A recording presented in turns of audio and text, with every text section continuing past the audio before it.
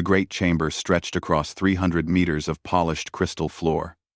Above, the ceiling displayed a perfect replica of the galactic core, billions of stars swirling in eternal dance. Ambassador Yuri stood alone at the center of the room. Her black diplomatic uniform, a stark contrast to the colorful robes of 47 alien species surrounding her in tiered seats. She had practiced her speech for weeks. She had memorized every word, every gesture, every possible counter-argument. None of it would matter. The Valerian Arbiter rose from his throne. His species had ruled the Galactic Council for 3,000 years. His silver skin reflected the starlight from above as he opened his 4 eyes to gaze down at the human woman. When he spoke, his voice resonated through translation devices embedded in every seat. Ambassador Yuri of Earth, humanity stands accused of 17 violations of Council law. Your species has expanded into 14 disputed territories without permission. You have built military vessels in numbers that exceed your defensive needs. You have refused to submit your technology for Council review. You have rejected our cultural integration programs. Most damning of all, you have shown no willingness to accept Council authority over human affairs. Yuri kept her face calm. She had expected this. Every word was true from a certain perspective. Humanity had pushed boundaries since joining galactic society 15 years ago. They had colonized aggressively. They had built warships. They had told the Council to mind their own business more than once.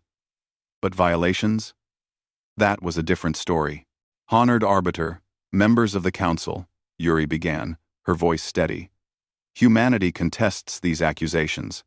The territories we settled were unclaimed by any Council species. Our military exists to protect our citizens from pirates and raiders that your peacekeeping forces ignore. We have shared our technology freely with any species that asked. As for cultural programs, we see no reason to abandon our identity to satisfy Council preferences. A chittering sound came from the insectoid delegate of the Kresh Empire. Typical human arrogance. You are children playing with fire. Your species achieved faster than light travel only yesterday in galactic terms. You lack the wisdom to exist among civilized species. We lack the wisdom to bow, Yuri shot back. There is a difference. Murmurs rippled through the chamber. Some delegates nodded. Others hissed or made sounds of disapproval. The Arbiter raised one long-fingered hand for silence. The Council will now vote, he announced. The question before us is simple. Should humanity be granted continued membership in galactic civilization?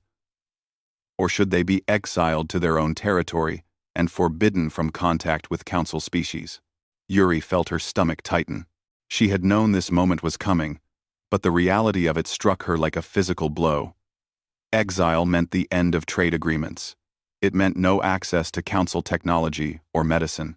It meant economic collapse for the outer colonies. It meant isolation for a species that had just learned they were not alone in the universe. The vote began. Each species cast their decision through the holographic interface before them. Green lights for inclusion. Red lights for exile. The board filled quickly. Yuri watched the red lights multiply like drops of blood spreading across white cloth. 30 red lights. 35. 39. Only 8 green lights flickered in defiance of the majority. The vote is concluded, the Arbiter declared. By a margin of 39-8, humanity is hereby exiled from Council space. All human vessels must withdraw beyond a 500 light-year exclusion zone within 30 standard days. All trade agreements are terminated immediately. All embassy staff will be expelled. R12, all embassy staff. Any human ship that crosses the boundary after the deadline will be destroyed without warning. This session is concluded. Yuri wanted to scream. She wanted to curse them all for their short-sightedness and their fear. Instead, she bowed once, turned on her heel, and walked toward the exit. Her footsteps echoed in the massive chamber. Behind her, the delegates began talking among themselves, already forgetting about the species they had just condemned. 10,000 light-years away, Admiral Junho received the transmission aboard his flagship, the Soul's Pride. He stood on the bridge, hands clasped behind his back, as the communications officer relayed the council's decision. The crew fell silent. Some looked angry. Others looked scared. The admiral showed nothing on his face. "Sir, what are your orders?" his executive officer asked. Junho walked to the viewing screen that showed the vast field of stars ahead. His fleet consisted of 30 warships, the largest force humanity had ever assembled. They were deep in disputed territory, establishing the foundation for a new colony. In 30 days, they would have to abandon everything and retreat back to human space. All their work would be for nothing. "Send a message to Earth Command," Junho said quietly. "Inform them that the First Fleet will begin withdrawal procedures in accordance with the Council deadline. We will leave this sector in perfect order." "Yes, sir." The Admiral turned to face his crew. "I want every officer and specialist to download every piece of data we have collected about Council technology. Ship designs, weapon specifications, FTL drive configurations, everything. If they are kicking us out, we are taking every bit of knowledge with us." A slow smile spread across the communications officer's face. Others began nodding. They understood. Humanity was not going to simply accept defeat. They were going to prepare. "One more thing," Junho added. "Send a coded message to our intelligence operatives embedded in Council territories. Tell them to acquire whatever they can before the deadline. Technology, resources, classified information. If we are going to be isolated, we will make sure we have everything we need to survive." 3 days later, Ambassador Yuri returned to Earth. She had been recalled immediately after the vote. When she arrived at the presidential complex in New Geneva, she found President Nari waiting in the Situation Room with a dozen military and scientific advisors. Dr. Hana was there, along with General Taeyang and several other faces Yuri recognized from news broadcasts. "You did everything you could," President Nari said as Yuri entered. "This is not your failure. This is their choice." "What happens now?" Yuri asked. "Our colonies will collapse without trade. Our economy will adapt," the president interrupted. "General Taeyang has presented a plan. Dr. Hana has confirmed its feasibility. We are not going to wither and die in isolation. We are going to transform." Taeyang stepped forward, activating a holographic display. It showed human territory, surrounded by the exclusion zone, then spreading outward like a virus consuming the map. "They think exile is punishment. They think we will become irrelevant. They are wrong. We have 30 days to extract every resource, every person, and every piece of intelligence from Council space. Then we have 10 years to build ourselves into something they cannot ignore." 10 years to do what? Yuri asked. Though part of her already knew the answer, Dr. Hana smiled coldly. 10 years to become stronger than them. They wanted us gone because they feared our aggression. They were right to fear it. But they made a critical mistake. Meinen you, they Sinbians they made a founder, they made a critical mistake. Meinen you, what mistake? Yuri whispered. President Nari looked at each person in the room, her eyes hard as steel. They let us leave alive. They gave us time. And they showed us exactly what we need to conquer. They think they have eliminated a problem. Instead, they have created an enemy that will never stop, never surrender, and never forget. Admiral Junho's message arrived on the president's desk 3 hours later. 4 words that would define humanity's future. We will be ready. The exodus began on schedule. Across 73 human settlements in Council space, families packed their belongings and boarded transport ships. Some people cried. Others cursed the aliens who had rejected them. Many simply looked tired. They had left Earth to build new lives among the stars, and now they were being forced to retreat like criminals. But not everything was as it appeared.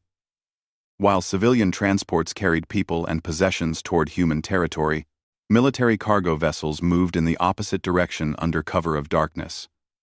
They docked at abandoned stations and remote outposts where human operatives had been secretly storing stolen technology for weeks. Captain Hyunwoo commanded one such vessel, the Midnight Runner. His crew consisted of 23 specialists, each trained in acquisition and extraction. They wore no uniforms and carried no identification. If captured, Earth would deny their existence. But Hyunwoo had no intention of being captured. "Target is 3 kilometers ahead," his navigator reported. "Valerian Research Station. Supposedly abandoned 6 months ago." "Supposedly," Hyunwoo repeated with a grin. "But our intelligence says they left their experimental FTL drives behind because they could not transport them safely. They docked with the station through an emergency airlock. Inside, the corridors were dark and cold. The Valerians had indeed abandoned the facility, but they had left behind exactly what human intelligence predicted. In the main laboratory, 3 prototype faster-than-light engines sat on massive testing platforms. Each one was worth more than Hyunwoo's entire ship. "Get them loaded," he ordered. "We have 2 hours before their patrol comes through this sector." His crew worked with practiced efficiency. They had done this 7 times already, hitting targets across Council space and disappearing before anyone noticed. The Valerian drives were the biggest prize yet. Human scientists would reverse engineer them and build something even better. That was what humans did best. They took what others created and improved it. Back on Earth, President Nari addressed the Global Assembly. Representatives from every nation watched as she outlined the situation. Food shortages were beginning in the outer colonies. Unemployment was rising as trade-dependent industries collapsed. Stock markets were in free fall. People were scared. "I will not lie to you," Nari said, her voice echoing through the massive chamber. "The next 5 years will be difficult. We will face hardship. We will make sacrifices, but we will not break. Today, I am authorizing Project Phoenix, a comprehensive plan to make humanity independent of alien technology and resources." The display behind her showed the project's components: military expansion, industrial reorganization, scientific research priorities, resource extraction from previously ignored asteroids and moons. It was ambitious to the point of seeming impossible. "Every citizen between 18 and 25 will serve 2 years in military or industrial service," the president continued. "Every factory will be retooled to support our independence. Every school will prioritize science and engineering. We are going to build an economy that needs nothing from species that rejected us." The assembly erupted in debate. Some representatives called it dictatorship. Others called it necessary survival. The vote was close, but it passed. Humanity would transform itself, whether every human agreed or not. Dr. Hana led the scientific component of Project Phoenix. She worked from a facility built 3 kilometers below the surface of Luna, Earth's moon. The underground complex housed 5,000 researchers working on hundreds of projects simultaneously. Security was absolute. Not even Earth's government knew everything happening in Hana's laboratories.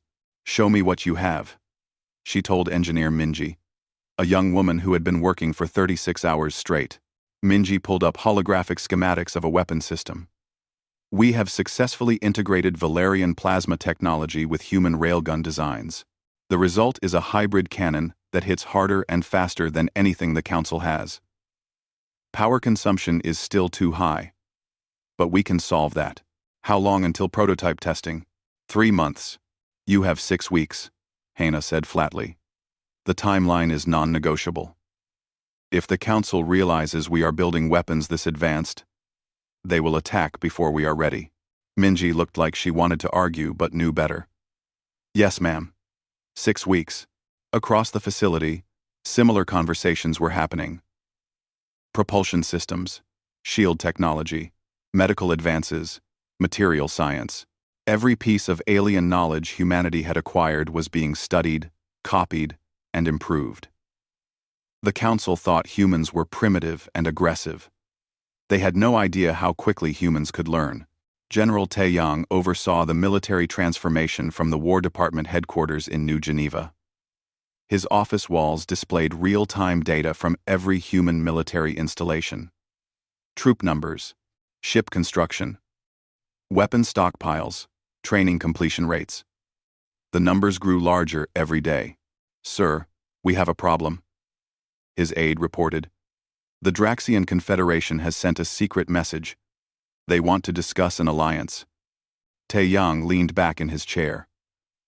The Draxians were a minor species who had been bullied by the Council for centuries.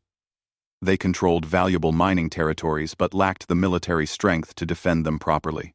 An alliance would give humanity access to resources, but it would also reveal that humans were not simply accepting exile. "Set up a meeting," Taeyang decided, "but make it clear that any species who allies with us is taking a risk. When we move against the Council, we will not be gentle. We will not be diplomatic. Anyone with us needs to understand that." The Draxian delegation arrived 2 weeks later at a neutral station in unclaimed space. Their leader was a tall, reptilian creature named Vrix, who looked nervous despite his species' warrior reputation. "General Taeyang," Vrix began, "my people have watched humanity's exile with great interest. We believe the Council made a mistake. We believe you will not accept this judgment quietly. We want to propose an alliance." What do you offer?" Taeyang asked bluntly. "Mining rights in 17 systems. Raw materials for ship construction. Safe harbors for your vessels in our territory. And information about Council fleet movements. In exchange for what?" Vrix hesitated, then spoke firmly. "Protection. When you go to war with the Council, and we know you will, we want to be on the winning side. We are tired of being told what we can mine, where we can expand, how we must live. We want freedom." 10 for 1. Taeyang smiled. It was not a warm expression. "Then we have an agreement. But understand this. When we fight to win. There will be no negotiations, no compromises, no mercy for those who stand against us. Can your people accept that?" "Reedy." "Yes," Vrix said immediately. "That is exactly why we want to join you." 5 years passed. The outer colonies stabilized as new trade routes opened with the Draxians and 2 other minor species who quietly allied with humanity. Earth's industrial output tripled as factories ran around the clock. The mandatory service program created a military force of 12 million trained personnel. New ships rolled out of orbital shipyards at a rate that would have seemed impossible before the exile. Admiral Junho watched from the observation deck as the first Dreadnought-class warship emerged from the construction facility at Jupiter's orbit. The Defiant was 5 kilometers long, bristling with weapons that combined human and alien technology. It could destroy a Council cruiser in single combat. Junho planned to build 49 more just like it. Captain Hyunwoo had been promoted to major and now commanded a special operations group called the Ghost Fleet. His ships were small, fast, and designed for raids deep in enemy territory. They had already struck 6 Council outposts without being identified. The Council blamed pirates. They had no idea humanity was behind the attacks. President Nari, older now and carrying the weight of 5 hard years, stood before the assembled fleet commanders. Behind her, the Defiant hung in space like a promise of violence. "They exiled us," she said simply. "They thought we would disappear. They thought we would become irrelevant. They were wrong. In 30 days, we begin operations, not to defend ourselves, not to negotiate, but to take what should have been ours from the beginning. The galaxy will learn what happens when you corner humanity." The commanders saluted as one. There were no cheers, no celebrations, just cold determination. They had spent 5 years preparing for this moment. Now they would show the Galactic Council what exiled humanity had become. Admiral Junho sent the final message to all fleet captains. "Operation Liberation begins at dawn. Show no mercy. Take no prisoners. Make them regret every decision they made. Make them fear the name of Earth. Commander Sora studied the tactical display showing 7 Council outposts scattered across 300 light-years of space. Each outpost housed between 500 and 2,000 personnel. Each one served as a logistics hub for Council military operations. In 6 hours, all 7 would be burning ruins. Ghost Fleet is in position, her communications officer reported. All units confirm readiness. Sora commanded the Ghost Fleet from her ship, the Silent Thunder. Around her in the darkness of space, 19 other vessels waited with weapons armed and engines ready. They had spent 3 weeks moving into position, traveling through uncharted space to avoid Council sensors. The enemy had no idea they were about to be hit. Signal from Intelligence Officer Jiwan, another crew member announced. He confirms. Council patrol schedules are unchanged. We have a 4-hour window before their next security sweep. Jiwan had been embedded in Council communications networks for 2 years. He lived on a civilian station, posing as a merchant trader while hacking into military systems. His information had proven accurate every time. Sora trusted him completely. All ships, this is Commander Sora. She broadcast on encrypted channels. Execute attack plan Gamma. Synchronized strike in 3 minutes. Remember, we hit hard, we hit fast, and we disappear before they can respond. The countdown began. Sora watched the seconds tick away, her heart beating steadily. She had been a cargo ship pilot before the exile. Then the Council had destroyed her livelihood, and she had joined the military. Now she commanded 20 warships, and was about to strike the first blow in humanity's war of conquest. Execute, she ordered. 20 ships jumped to faster-than-light speed simultaneously. They emerged from hyperspace at 7 different locations within seconds of each other. The Council outposts never saw them coming.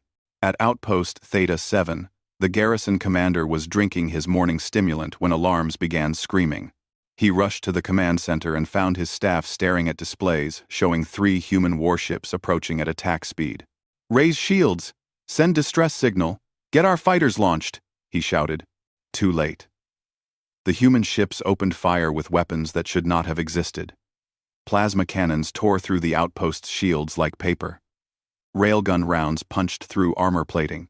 Missile volleys overwhelmed the point defense systems. In 4 minutes, the outpost was a drifting wreck, leaking atmosphere, and bodies into space. The pattern repeated at 6 other locations. Some outposts managed to launch fighters. The Council pilots were well-trained and experienced, but human ships were faster, and their weapons hit harder. Every engagement ended the same way. Council forces destroyed. Human casualties minimal. The Ghost Fleet jumped back to hyperspace before reinforcements could arrive. Admiral Junho received Sora's after-action report with satisfaction. 7 outposts eliminated. 43 Council ships destroyed. 3,000 enemy personnel killed. Human losses were 2 ships damaged and 37 dead. The exchange rate was brutally in humanity's favor. "Send the recordings to every news network in the galaxy," Junho ordered. "Make sure every species sees what we did. Let them know humanity has returned." The recordings showed human ships tearing through Council defenses with contemptuous ease. They showed outposts exploding in brilliant flashes of light. They showed the wreckage of Council vessels drifting in the void. And they showed a final message from Admiral Junho himself. The Galactic Council exiled humanity 5 years ago. They told us to stay in our territory and accept their judgment. We rejected that judgment then, and we reject it now. We are taking what should have been ours. Any species that stands with the Council will be destroyed. Any species that stands with humanity will be protected. Choose wisely. The Council convened an emergency session. The Valerian Arbiter looked older now, his silver skin duller than before. Around him, the 47-member species argued and shouted in dozens of languages. Some demanded immediate military response. Others urged caution. A few suggested negotiation. Silence, the Arbiter commanded. We must respond with overwhelming force. Admiral Vex Thor, you will take the Third Fleet and eliminate the human threat. Vex Thor was a Coraxian, a species known for military excellence. He commanded 300 warships, the largest Council fleet ever assembled for a single operation. He stood before the Council and bowed confidently. I will crush these primitives within a month, he promised. They may have achieved some minor victories against unprepared outposts, but they cannot stand against a proper military force. He was wrong. Admiral Junho knew the Third Fleet was coming. Intelligence Officer Jiwon had provided complete details about Vex Thor's force composition, route, and attack plan. Junho prepared accordingly. He gathered 90 human warships at Kepler Station, a human outpost on the edge of their territory. The station itself had been heavily fortified with orbital weapons, platforms, and minefields. When Vex Thor arrived, he expected to find a lightly defended target. Instead, he found a trap. Multiple contacts, his sensor operator shouted. Human warships emerging from behind the asteroid field. Count is 87. 92. Vex Thor stared at the tactical display in disbelief. How did they build so many ships? Intelligence said they had at most 50 operational vessels. Intelligence was wrong, sir. The battle began with a human missile barrage that overwhelmed the Third Fleet's point defenses. Dozens of Council ships took damage before they could even return fire. Then human warships closed to medium range and opened up with their hybrid weapons. Plasma bolts and railgun rounds created a storm of destruction. Captain Hyun-woo led a strike force of fast attack ships that penetrated deep into the Council formation. His pilots were former cargo runners and racing enthusiasts who flew with a recklessness that made enemy commanders hesitate. They targeted the Third Fleet's command ships, destroying communication relays and sensor arrays. This is Hyun-woo to all units. Their formation is breaking. Press the attack. The Battle of Kepler Station lasted 6 hours. When it ended, the Council Third Fleet was scattered and bleeding. Admiral Vex Thor retreated with less than 60% of his original force. He had lost 120 ships. Humanity had lost 14. But the most important victory was not military. It was psychological. The recording of the battle spread across the galaxy within days. Every species saw the mighty Council fleet, broken by human warriors. Every species saw Council ships burning while human vessels dominated the battlefield. On the Draxian homeworld, Vrix watched the battle recordings with his military council. The humans are winning, he said quietly. We chose the right allies. On a dozen other worlds, minor species who had been oppressed by the Council began secret discussions.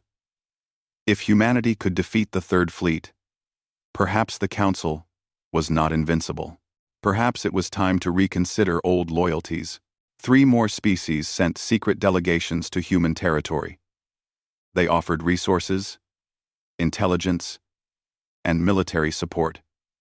General Taiyang accepted all of them. He understood that wars were won not just with weapons but with alliances and information. The Council was fracturing. Some member species began withdrawing their ships from military operations, claiming they needed to defend their home territories. Others increased their contributions, terrified that humanity would target them next. The unity that had held the Council together for 3,000 years was beginning to crack. Intelligence Officer Jiwon sent a coded message to Earth. Council, command structure is in chaos. Vex Thor has been replaced. New commander is Shara Then, a Valerian known for defensive tactics. They are afraid. Keep pushing. President Nari read the message and smiled coldly. Then, we will give them something to truly fear. Admiral Junho, prepare for the next phase. I want 20 Council systems under our control within 6 months. It will be done, Junho replied. Commander Sora and the Ghost Fleet struck again 3 days later. This time, they hit civilian targets, mining operations, and trade stations in Council space. They did not kill civilians unnecessarily. but they destroyed infrastructure and captured cargo vessels loaded with valuable resources. The message was clear. Nowhere in Council space was safe. The Valerian Arbiter sat alone in his chambers, watching reports of human attacks flood in from across the galaxy. His species had ruled the Council for 3 millennia. They had believed themselves superior to all others. Now a species they had dismissed as primitive was tearing their civilization apart. "What have we done?" he whispered to himself. "What have we created?" 3 years after the first strike, humanity controlled 80 star systems. What had begun as survival had transformed into something far more ambitious.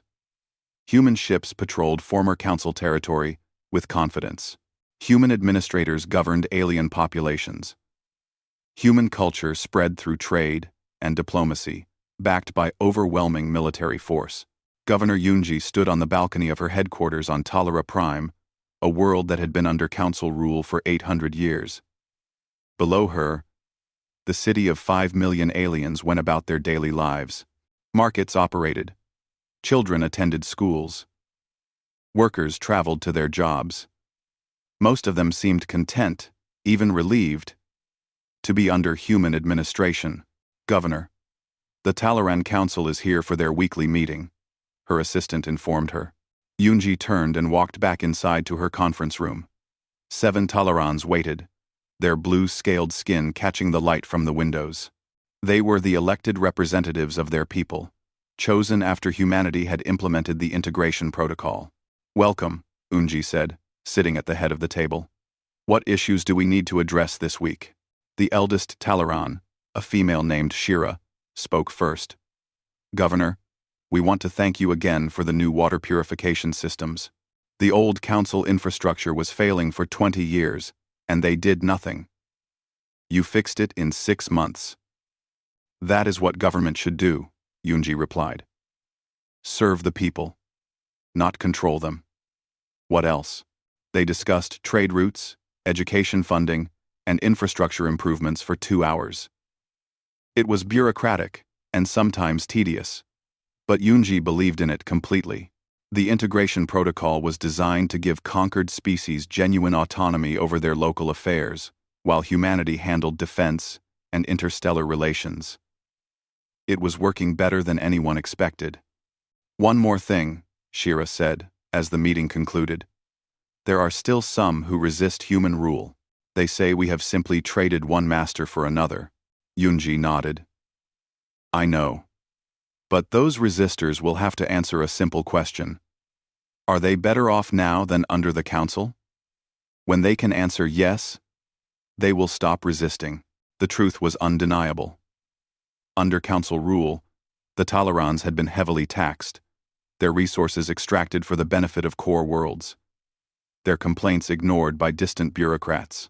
Under human rule, they paid reasonable taxes that funded local projects, kept most of their resources, and had direct access to human administrators who actually listened. It was not freedom, but it was far better than what they had before. Across the galaxy, this pattern repeated. Humanity conquered systems, but instead of brutal occupation, they offered efficiency and fairness. Species that expected to be enslaved found themselves with more rights than they had under the Council. It was brilliant strategy. Every world that thrived under human rule became an advertisement for switching sides. Pilot Dongwu became humanity's most famous warrior during the Battle of Crimson Nebula. The Council had assembled a defense fleet of 200 ships to protect a critical supply depot. Dongwu led a squadron of 48 fighters in a desperate attack to break through their defenses. "Red Squadron, follow my lead," Dongwu called out as his fighters screamed through space at impossible speeds. Behind him, 47 pilots flew in perfect formation. They had trained together for 2 years. They trusted each other. Completely, Council fighters moved to intercept. Dongwu smiled inside his helmet. "Let's show them what human pilots can do." The dogfight that followed became legendary.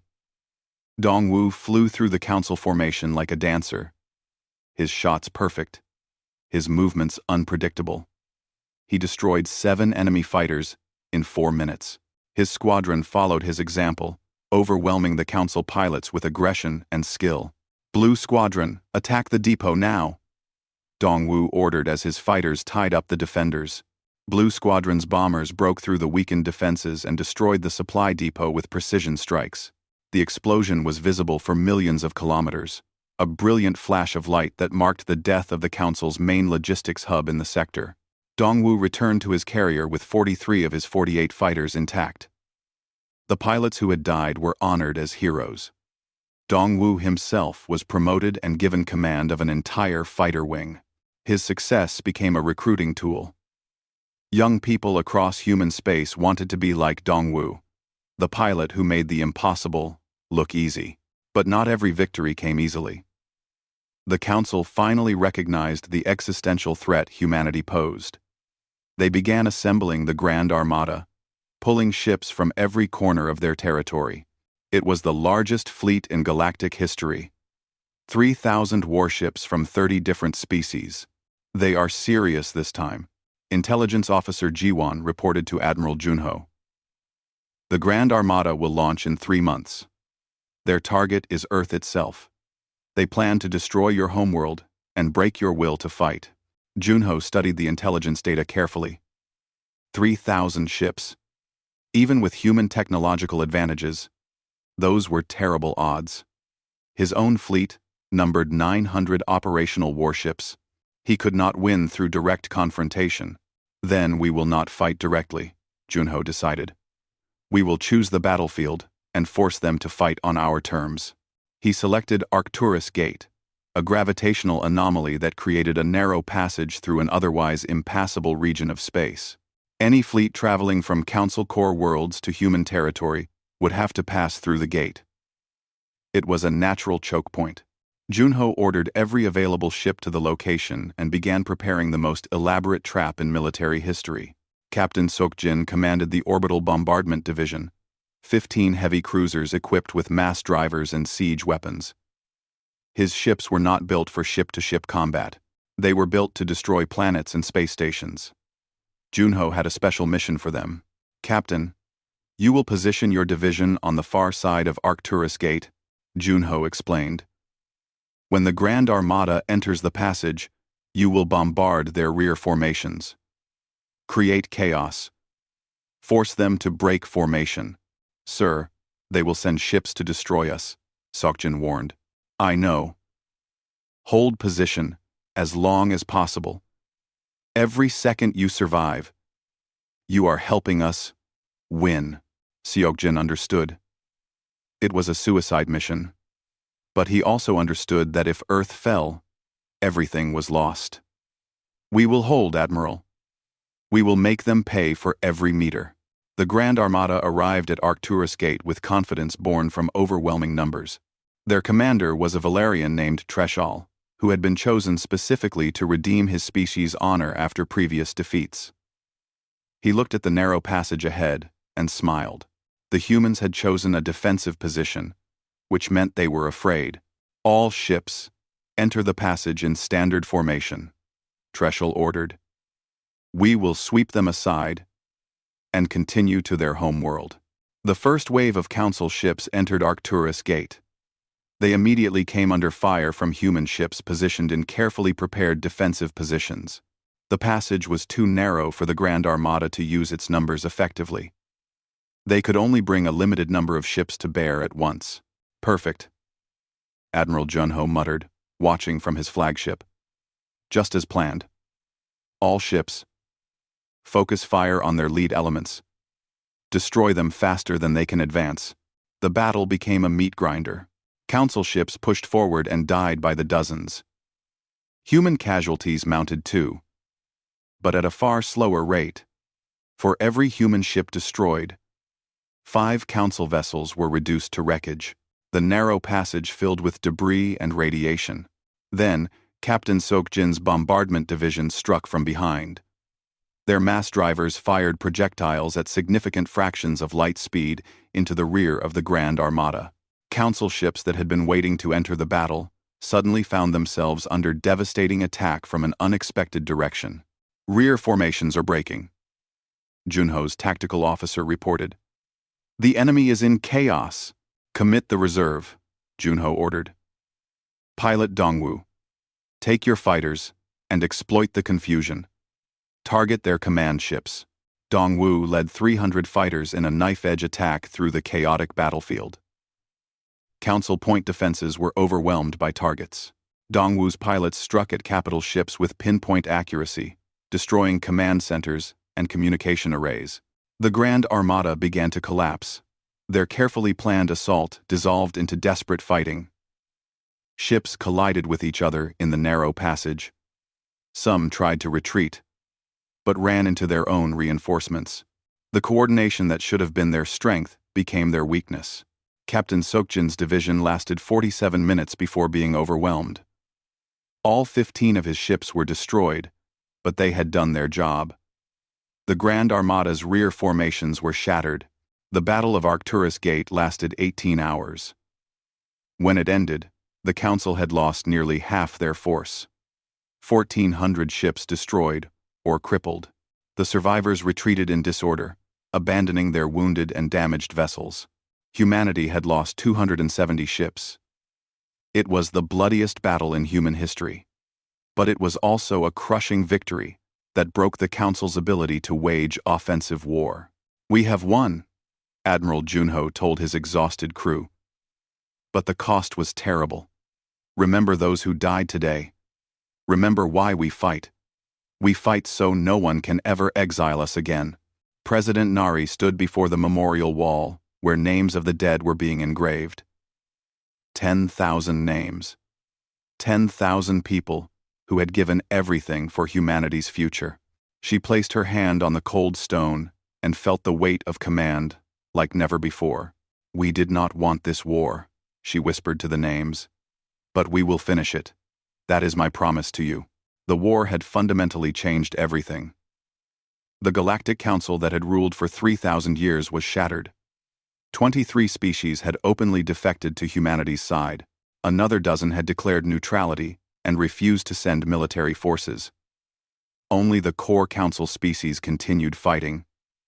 And they were losing. Ambassador Yuri returned to diplomatic service after 8 years.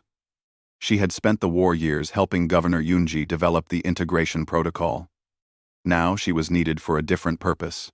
The Council had requested peace negotiations, and President Nari had chosen Yuri to represent humanity's interests.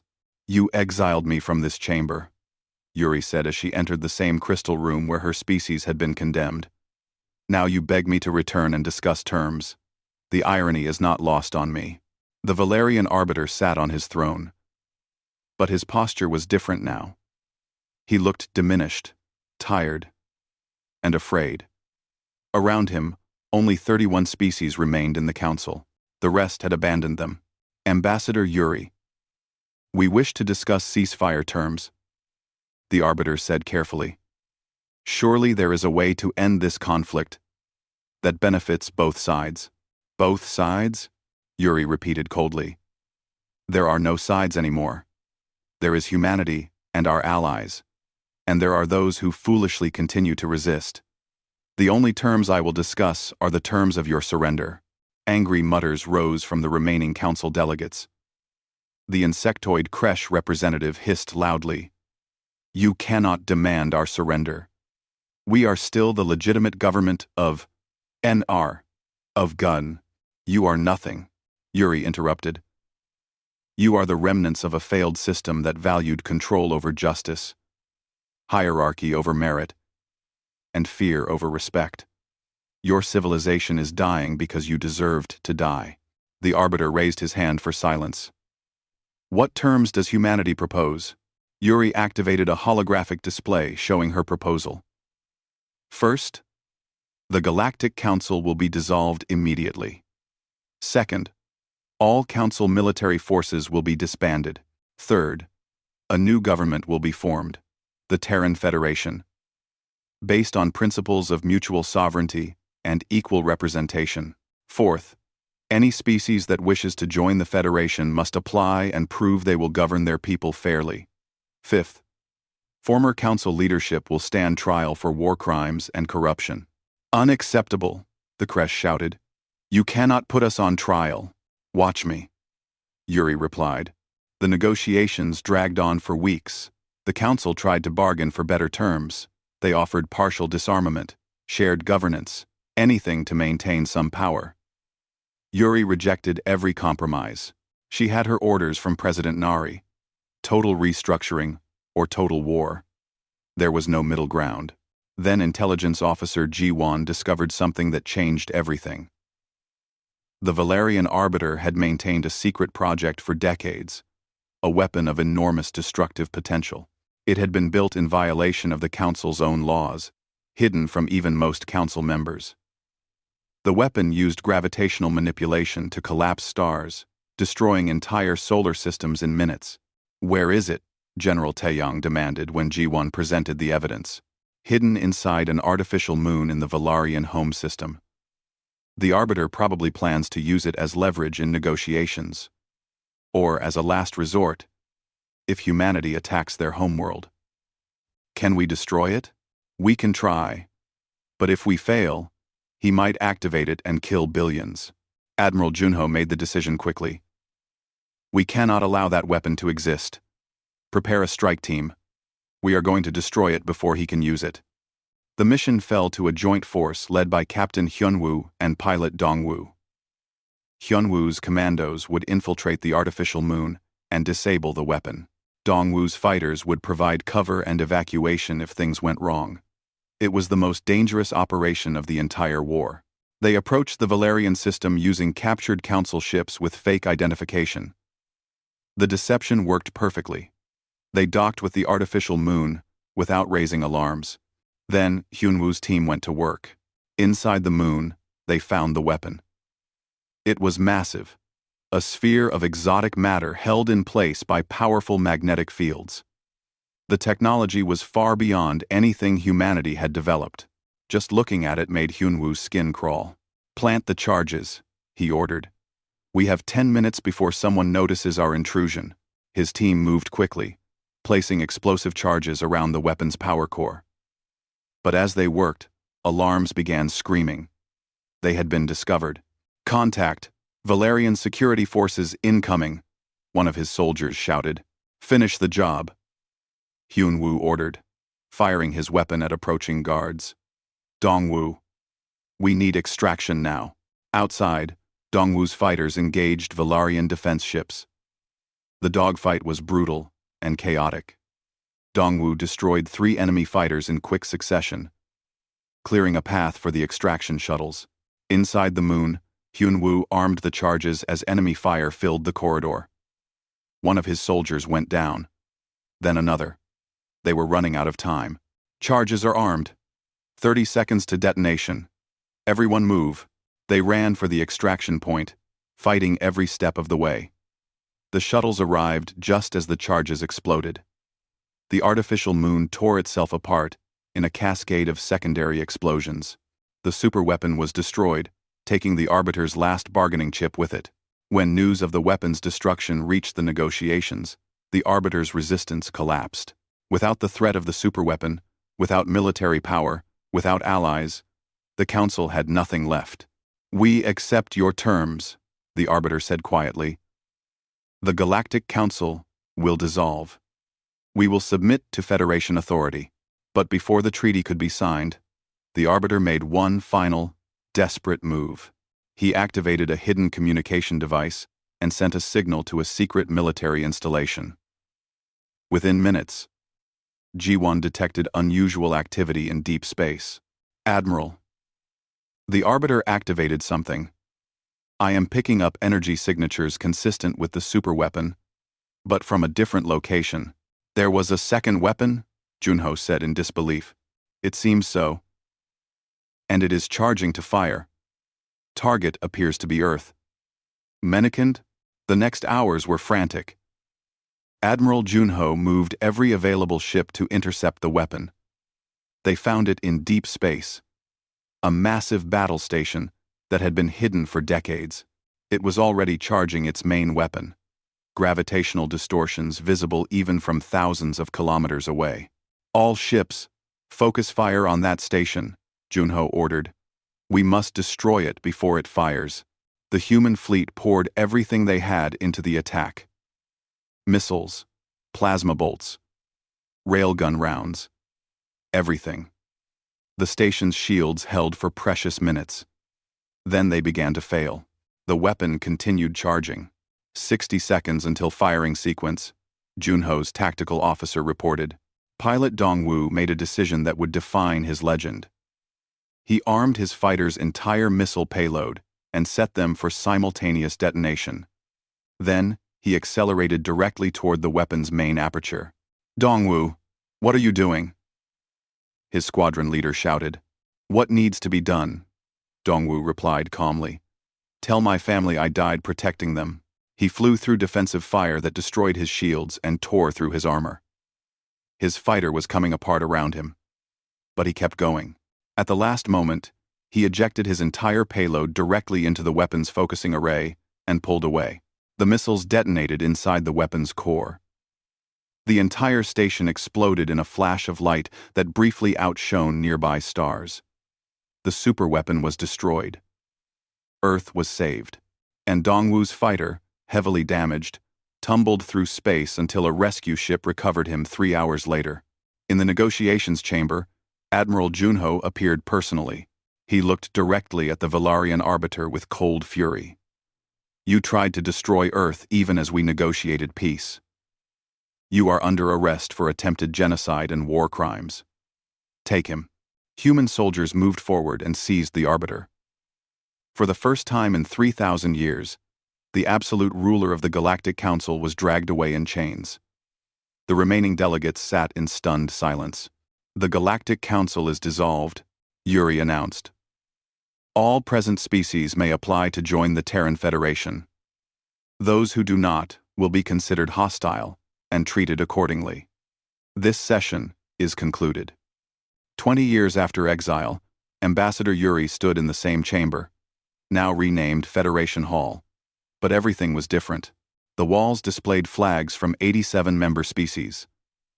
The seats held representatives chosen by their own people, not appointed by a central authority. Real democracy had replaced enforced hierarchy. "Welcome to the first General Assembly of the Terran Federation," Yuri began. 20 years ago, humanity was exiled from this hall. We were told we were too dangerous, too aggressive, too unpredictable. They were correct, but not in the way they believed. She paused, looking at the diverse gathering. Humans sat beside Talorans, Draxians, former council species, and dozens of others who had joined the new order. "We are dangerous because we refuse to accept injustice. We are aggressive because we fight for what we believe is right. We are unpredictable because we adapt and overcome. When they exiled us, they expected us to disappear. Instead, we returned stronger than they could imagine." In the observation deck above, Admiral Junho stood with Dr. Hana, General Taeyang, Governor Yunji, and other leaders who had guided humanity through its darkest years. They had all aged. They all carried scars from the war. But they had survived and built something better. "Think we will get to enjoy the peace?" Hana asked quietly.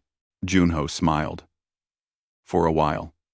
The galaxy will always have challenges. But this time, we face them together with allies who respect us rather than fear us." Below them, Ambassador Yuri continued her speech. "The old council ruled through fear. The Terran Federation will govern through justice, and if anyone threatens the peace we have built, they will learn what humanity has always known. We do not lose. We do not surrender. We do not break. We overcome every obstacle, defeat every enemy, and build a better future from the ashes of the old. That is who we are. That is what we will always be." The assembly rose in applause. 87 species. Billions of beings. All united under a new system that valued freedom and fairness. The Federation flag rose outside the hall. A blue earth surrounded by golden stars. The Valarian arbiter watched from his prison cell as the ceremony was broadcast. He had lost everything: his power, his civilization, his freedom, and all because his council had made one critical mistake 20 years ago. They had exiled humanity, but let them live. They had given them time to grow stronger.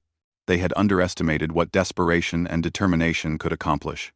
As he watched humans celebrate their victory alongside species that had once served the Council, the Arbiter finally understood the truth. Humanity had never wanted conquest. They had wanted respect, partnership, and the freedom to chart their own path. The Council had denied them all three. Everything that followed had been inevitable. The galaxy had learned a lesson it would never forget. Do not corner humanity. Do not exile them. Do not underestimate them. Because if you do, they will return stronger than before, and they will reshape civilization itself according to their vision of justice. The age of the Galactic Council was over. The age of the Terran Federation had begun, and it would last for a very long time.